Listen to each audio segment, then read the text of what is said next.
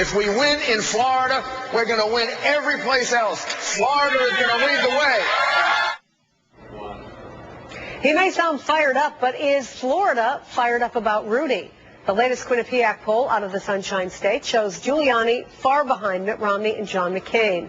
With the state's primary just one day away and having lost 6 points in the polls in the last 2 weeks, was Giuliani wrong to skip the earlier contest? Joining us now, one of Giuliani's supporters, California Republican Congressman David Dreier. Good to see you, Congressman. Hey, Chris. Nice to be back with you. In an interview with USA Today, Rudy Giuliani said, "The rumors of my demise are premature." He also said he's going to surprise a lot of people by winning tomorrow.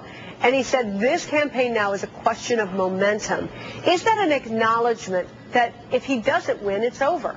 No, I will tell you what has happened here. He's planning to win, and one of the reasons he's going to win is that this is his 56th day there. He has 75 workers on the ground, tons and tons, hundreds and thousands of volunteers who've been working.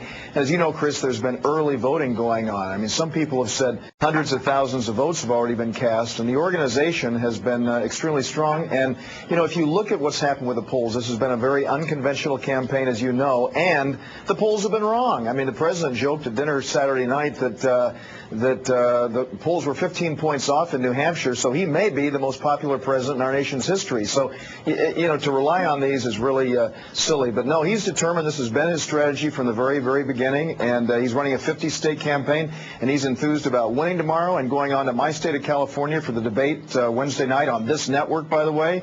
And he's then going to be running strong in his home state and the other states that I'm convinced he can carry in November. Well, we should point out that he is no longer leading in the polls in New York. But I want to ask you about Florida, because this late state strategy was always considered something of a gamble by analysts. And Florida is incredibly diverse with different constituencies in different parts of the state. What will you be looking at, Congressman?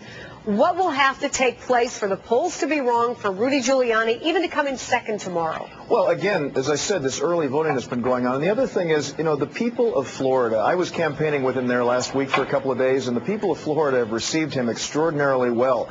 You know, he is focusing on what they're interested in, and that is economic growth. He has this amazing, fair and simple tax form, which reduces the tax burden for working Americans and encourages job creation with our businesses. And I believe that in and of itself is going to be drawing a lot of support. And if you look at the fact that he really offers this, what I call the trifecta, he's an inspiring leader, a first-rate manager, and he's a man of ideas, and he's running a very positive campaign. So I'm convinced at the end of the day that that's going to lead to his success.